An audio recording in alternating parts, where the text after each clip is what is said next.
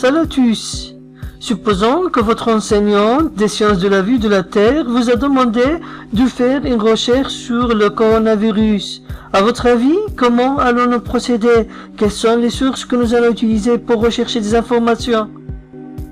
Ici, Sarah s'interroge sur la manière d'y procéder. Autrement dit, elle s'interroge sur les sources d'informations qu'elle peut utiliser pour entreprendre sa recherche.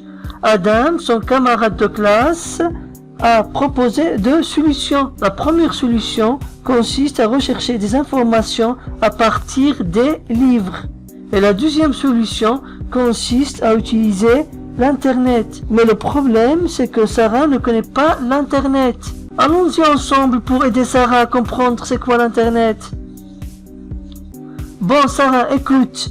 Tout simplement, l'Internet est un ensemble des ordinateurs et des équipements électroniques reliés entre eux dans le monde entier. Je le répète Sarah, l'Internet est un ensemble d'ordinateurs et des équipements électroniques reliés entre eux dans le monde entier. C'est simple Sarah, non?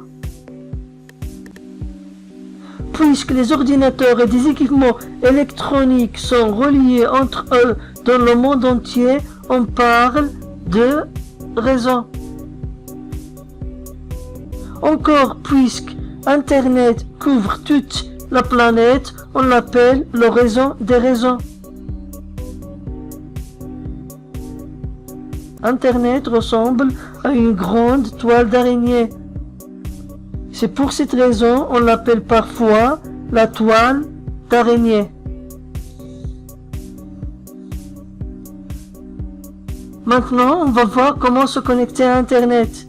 Pour se connecter à Internet, il suffit d'avoir un ordinateur, un modem et un navigateur web comme par exemple Google Chrome. Bien sûr, il y en a d'autres navigateurs web comme Firefox, Safari, Opera et ainsi de suite. En général, un navigateur web est un logiciel d'application permettant d'afficher des sites internet, télécharger des fichiers et faire des recherches.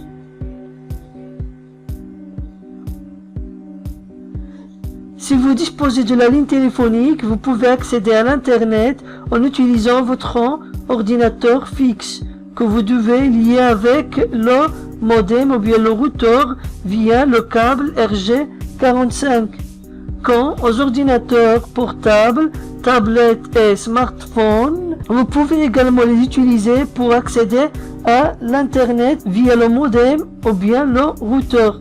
Et si les ordinateurs portables, les tablettes et les smartphones sont connectés à l'Internet via des ondes électromagnétiques ou bien le Wi-Fi.